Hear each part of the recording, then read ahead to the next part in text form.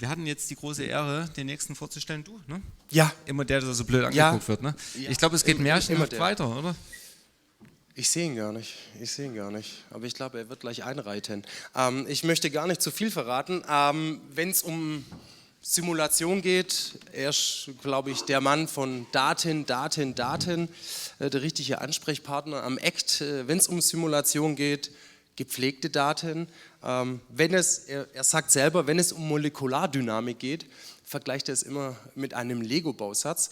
Ich freue mich natürlich sehr, dass er auch die lange Reise auf sich genommen hat. Ich hoffe nicht mit einem Pferd. Und möchte nur ganz kurz ein Abstract zitieren. Ritter Kunibert und sein Pferd müssen. An dieser Stelle würde ich dann auch tatsächlich aufhören und den lieben Stefan Eder auf die Bühne bitten. Und ich bin mir ziemlich sicher, es wird auch, glaube ich, ziemlich wild gleich. Und freue mich sehr auf eine sehr interaktive Performance.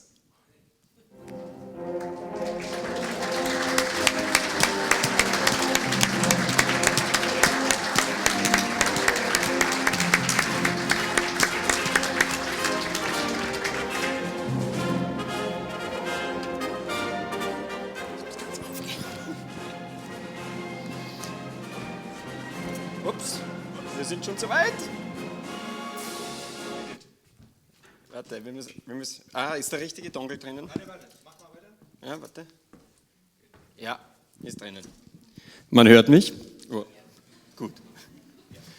Einen schönen guten Abend, meine lieben Damen und Herren. Mein Name ist Stefan Eder. Ich forsche seit 15 Jahren bei ACT Research in Wiener Neustadt, beim Exzellenzzentrum für Tripologie und seit wenigen Jahren auch an der TU Wien. Heute bin ich für 6 Minuten Kunibert Eder.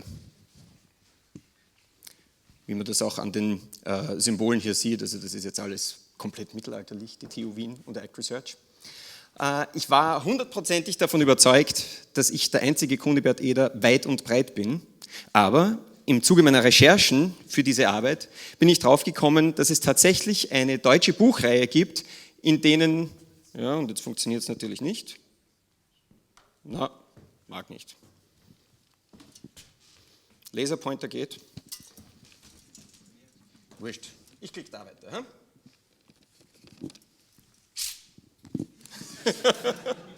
Laserpointer geht, aber ja. Gibt es tatsächlich eine Buchreihe, in der der Titel hält Kunibert Eder heißt.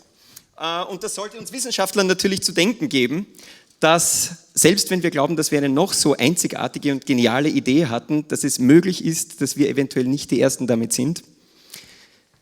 Allerdings denke ich, dass es unter Ihnen viele gibt, die materialwissenschaftlich bewandert sind, die sich mit Gefügen, mit Korngrenzen, mit Elektronenmikroskopie auskennen, die auch nicht zurückscheuen vor einem EBSD-Bild, diese bunten Bilder, bei denen die Körner nach den Orientierungen eingefärbt werden und jedes Materialwissenschaftlerinnenherz höher schlagen lässt. Das sieht dann ungefähr so aus, wobei nicht ganz, denn das, was Sie hier sehen, ist eine Karte von Deutschland 1618, kurz vor Ausbruch des Dreißigjährigen Krieges. Sogar Göttingen ist eingezeichnet. Sieht man hier, also hier befinden wir uns gerade. Und wenn ich mir jetzt im Gegensatz dazu dieses Zinn-Bismuth-Gefüge hier anschaue, ich meine, ich bin zwar nur Physiker, aber ich muss sagen, die Ähnlichkeit ist schon frappierend. Ja, und während die Kräfte, die jetzt diese Grenzen hier zum Verschieben gebracht haben, die Religion und die Politik damals waren, sehr schwierige Größen, so nehmen wir Naturwissenschaftler es ja für uns in Anspruch, dass wir ungefähr verstehen, warum sich so ein Gefüge, sagen wir mal unter tripologischer Belastung, verändert. Man stelle sich dazu vor, Ritter Kunibert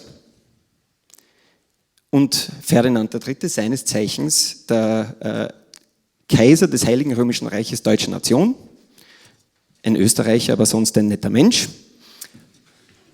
auch ein Freund der Naturwissenschaften. Ritter Kunibert muss seinem Kaiser und Lehensherrn und Feldherrn immer wieder von der Front berichten.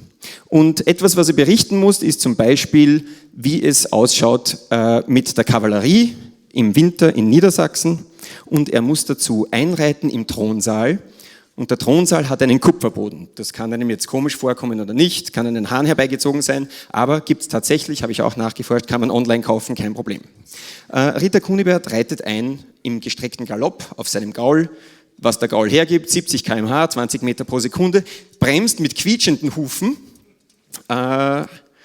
und im Boden geht inzwischen Folgendes vor. Hier sieht man eine Molekulardynamik-Simulation von diesem Tribosystem Hufeisen-Kupferboden und wir sehen, obwohl der Stahl des Hufeisens viel härter ist als das Kupfer, bleibt trotzdem bei dem Bremsmanöver die Mikrostruktur des Bodens weitgehend erhalten. Der Kaiser ist also zufrieden, die Truppen sind in Niedersachsen gut untergebracht und der Boden ist ganz geblieben. Wenige Zeit später muss Ritter Kunibert leider eine schlechte Nachricht überbringen. Die Schlacht bei Breitenfeld ist geschlagen und verloren.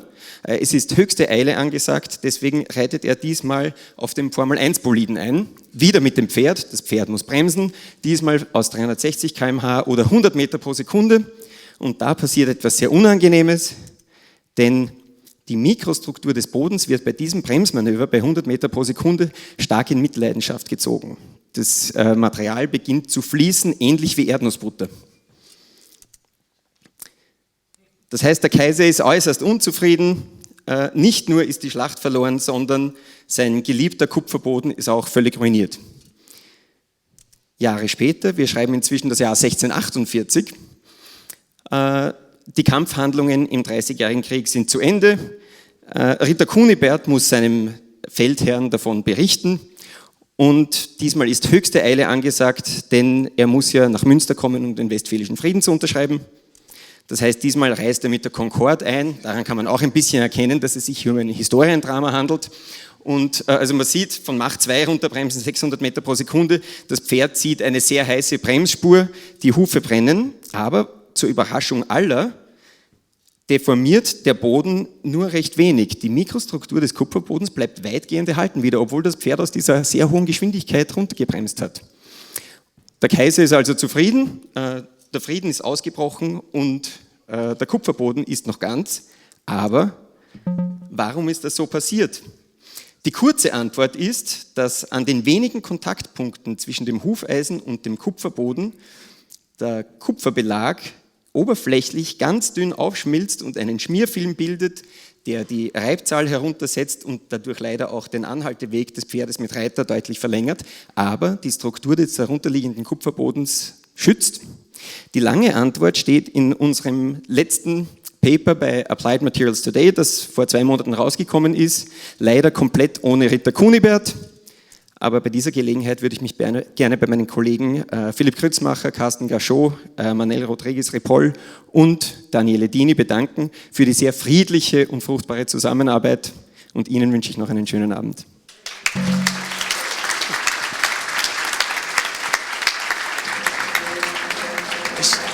An der Stelle würde ich sagen, auch nochmal einen extra Applaus. Das Outfit passend zum Vortrag. Ne?